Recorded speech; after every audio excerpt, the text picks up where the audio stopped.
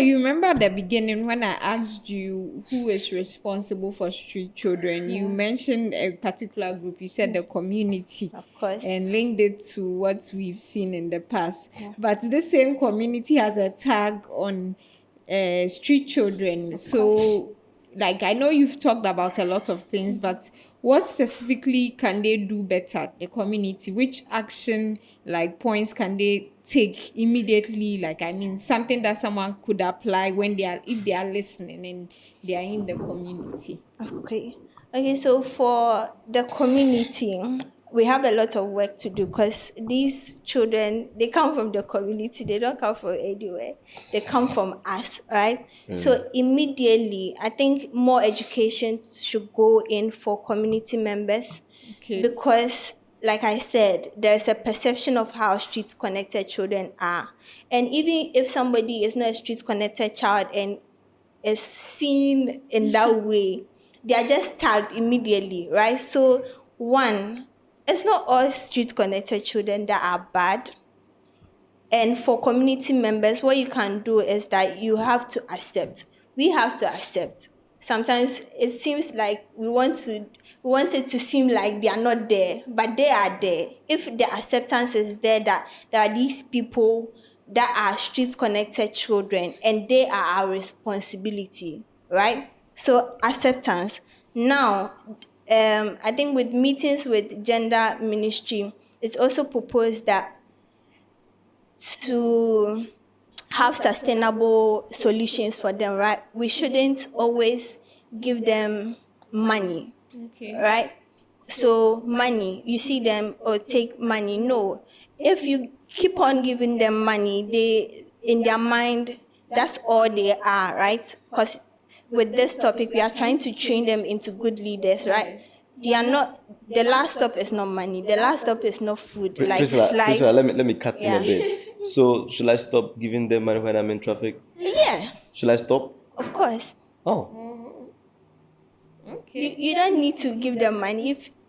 Because they get money, that's why they come back, right? That's why they are there. That's why when they see you, they pull your dress. It's the money, right? So, not necessarily to say stab them, not that, but the money will put them in that frame where we see them as charity work, right? We are doing them charity. No, they are people that can be developed into good people, right? So if you see a street-connected child, there are district assemblies, there are social welfares in those district assemblies that can address that situation immediately. So if you think the situation is beyond you as a community member, just refer it to your district assembly and they will take it up from there. Yeah. So if someone genuinely wants to donate, where should they channel the money to then? They can either donate it to the ministry or to an NGO. So you can look at an NGO that is specifically targeting street-connected children. Of course, Starlight Foundation, please. You bring it to us and we will do the job for you. If you cannot go, we will go for you. Yeah. I think there's something new that you must really consider. So why don't you, those of you in the space, in the foundation streetism space, position yourselves at the various places that these street people are, so that you intend to take the money, so that when people are, yes, on behalf of the children, you just have to focus and say, okay, because they beg in like individually, right? And in groups. And you are saying that we should stop that. Is that what you're saying? Yeah. Okay, good. If you are saying that, so what happens if, let's say, I go to Accra Mall right now and those children are there and I want to give? Priscilla is saying that wouldn't be good because it will give them the perception that anytime they are there, I can give them money. Yeah. Should I move away with the money? Because I have $100 on me to just give to this child, right? So why don't, again, I don't know if this proposal is feasible, but why don't you position yourself in a way that instead of giving it to them directly, I put it inside a particular bowl. At the end of the day, you go and pick it, and then, I don't know. Don't you think that they would go and break the bowl and take the money? No, but there will be someone there to man it.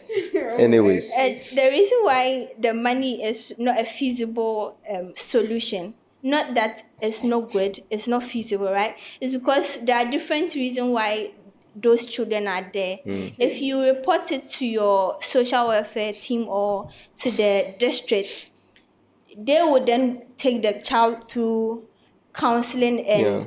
get to know the child. Some people are missing children. Yeah. Some people are out of their homes because of abuse. If Yeah. all those things are the primary reasons they are there, those things can be tackled immediately, right? As you speak but if we keep on giving them money, they will not have the sense of going back to their homes, right? Yeah. Or to do anything for them. Then they are in the business of taking money from people. So let me just give this call out on a serious note. I think, like she said earlier, we all have a role to play in bringing these people off the street.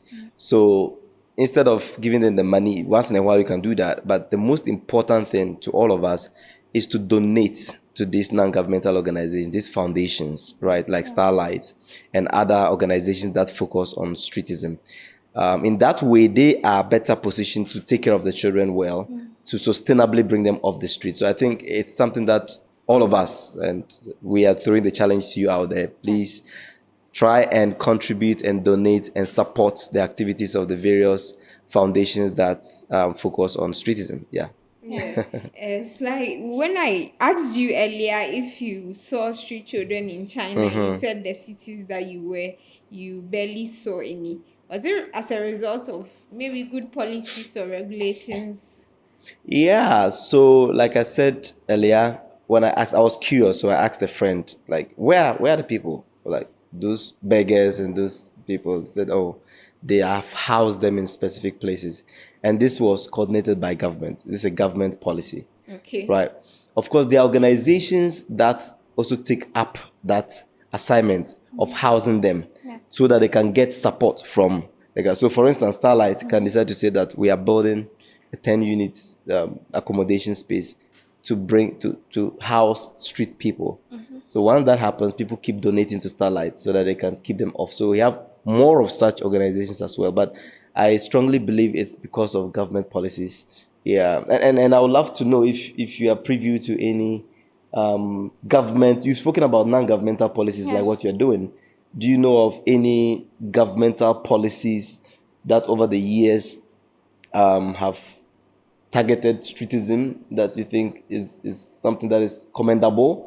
Like across governments. Have you seen anything like that? I think that's the work of the Ministry of Gender. Okay. Yes, and Directly, I think okay. directly, because they are into social protection of vulnerable children, like street connected children, and I think over the years they've done well, and they can do more. Because if you are doing well and the numbers keeps on going up, it means you need to come back and address it, right? And I love how they've collaborated with NGOs, because they have this system where they speak to NGOs because they are on the ground, and so that they are well informed. I like their social welfare department where they take these children through counseling and rescuing and that. But we need to do more, right? Currently, I read the Ministry of Gender and UNICEF are coming up with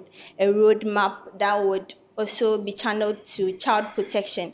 If it's child protection, then it's a street child is also a child. And so those people are also among, right? So this is a call to them as well. Every child is a child. I don't know if there is a definition or there is a difference between street child and another child. So if you are protecting children, please let's protect them all. In conclusion, Priscilla said, make haste with the child protection policy. Yeah. And so have you taken part in any negotiations or policy discussions? You know, have you been invited by the government or the ministry to partake in the drafting of any policies, you know, targeted at street children? Is there anything like that?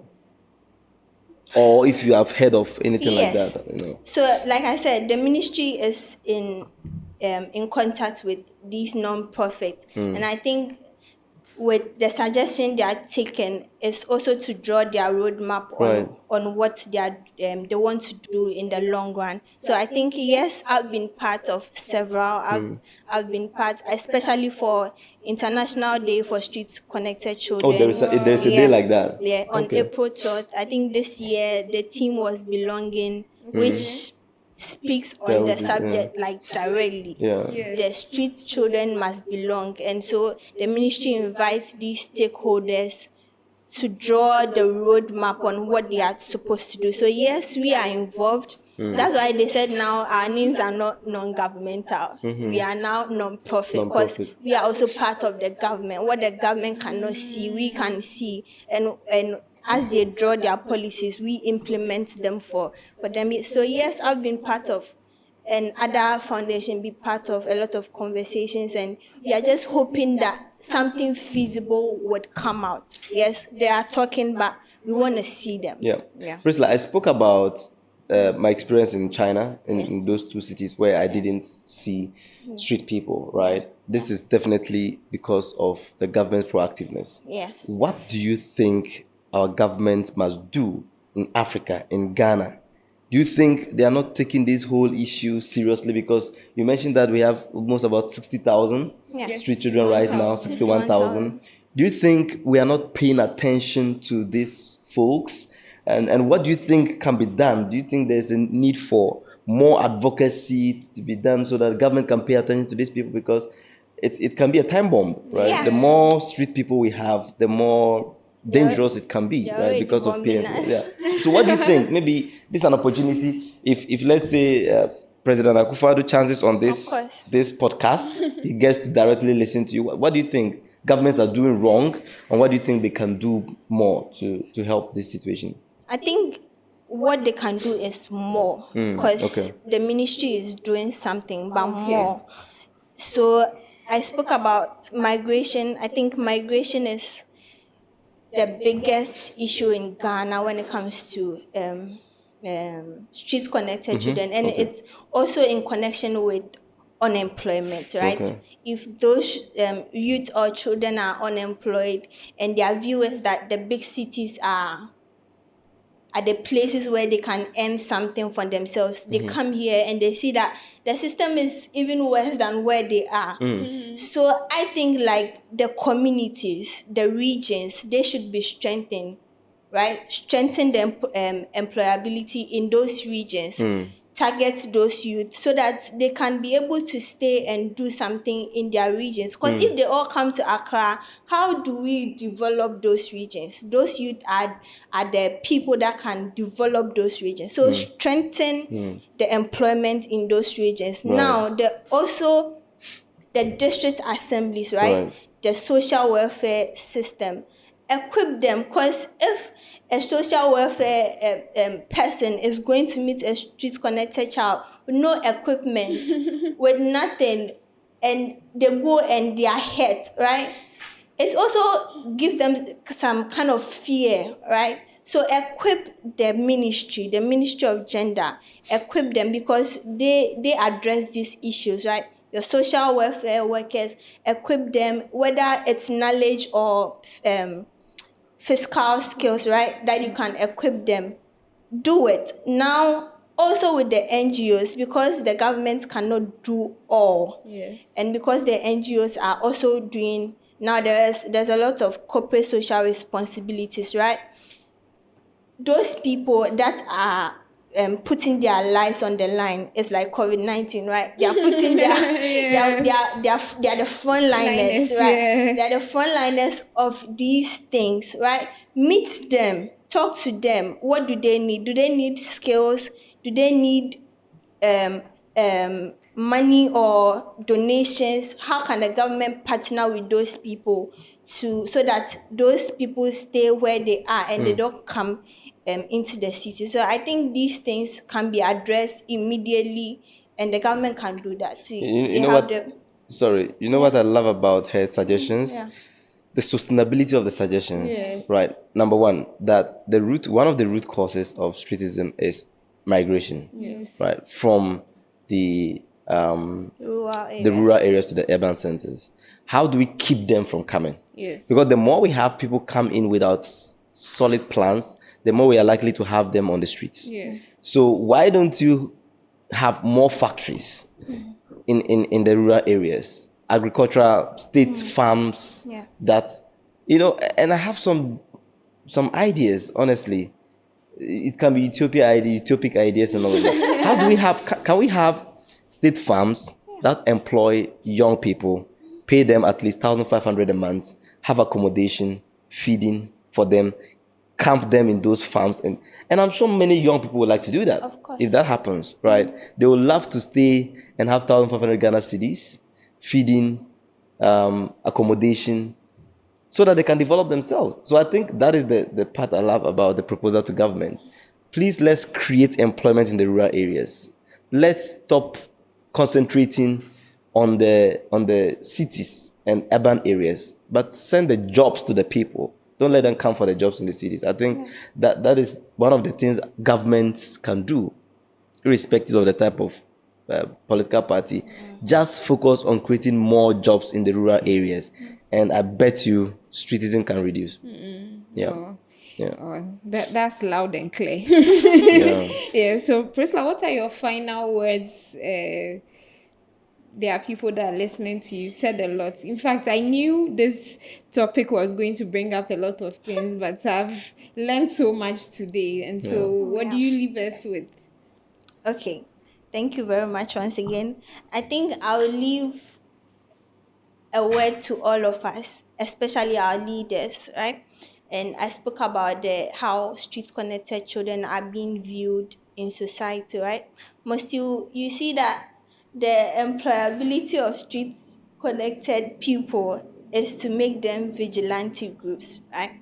Is to make them the bad guys, is to make them the task force. They terrorize the people, and every day the people see them as the bad people. These must stop, because we are trying to build another phase or another brand for them. And if we continue exploiting their chances of becoming better, it will come back to harm us. Because see, these task forces, these street connected children that are being drawn into vigilante groups, into party groups that promote violence, right?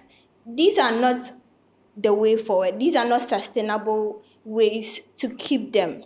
All right. Secondly, I spoke about corporate social responsibility that everybody has jumped on, right? Everybody wants to do something. Wants to do something, which is amazing. But try and tackle the root cause, right? Street connected children are not charity works. You don't need to give them rice. Yes, you can give them, but rice at Christmas, the whole year, what do they do? Yes. They just have to wait for you to come back another Christmas. In those days, what are we doing for them? So for all the corporate institutions that want to do something for street connected children, this is your chance to collaborate, right? Partnership. We talk about SDG 17 partnership. If you partner with people, somebody like us, Starlight Foundation, if you bring your money, it is going directly to the street connected child, right? So tackle the root cause. Now strengthen family bonds, right? Families, please. I know that it's hard. Everybody is facing it. Everybody is dry. But your children, right? Children are, we talk about children being the future. At first we were children, now we are the future. We are now sitting here. So street connected children, how we are treating them is the mirror we are seeing our future as. If we continue to ignore them, then they become the carcass in society. They will harm us. Because if he cannot feed himself, whatever he would do to feed himself, he would do. So families, please, take care of your children. Try putting them in educational institution. If you cannot, try and be faithful. take care of your child. Your child is your child. Your child is not somebody's child, even though the community is there. But the family should be doing more, right? Children are children. Children are not adults. They cannot go and be selling. And yes, there are situations there, but know when you should bring your child in as a form of income, right? Then finally, to all of us here, right, we can do more. I love that TGLC is doing this, and these conversations can go on. The media, please give us airtime, give us audience. Tell our stories. Our stories are incredible. We have incredible stories that we can tell, that people can also follow.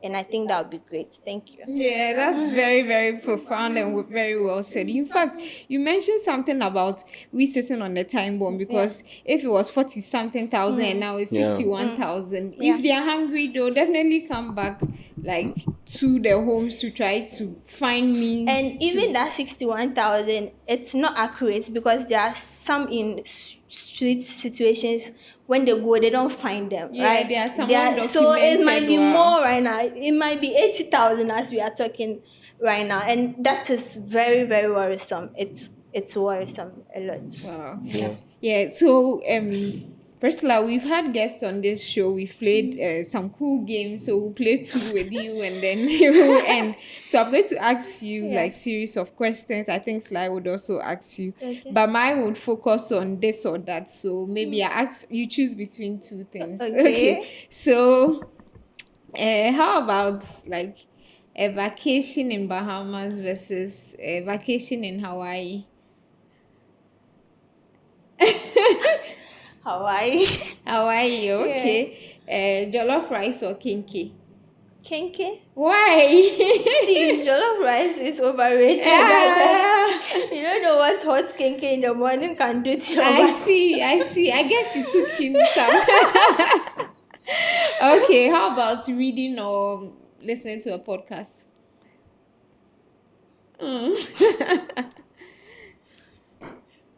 I got you there. You got me.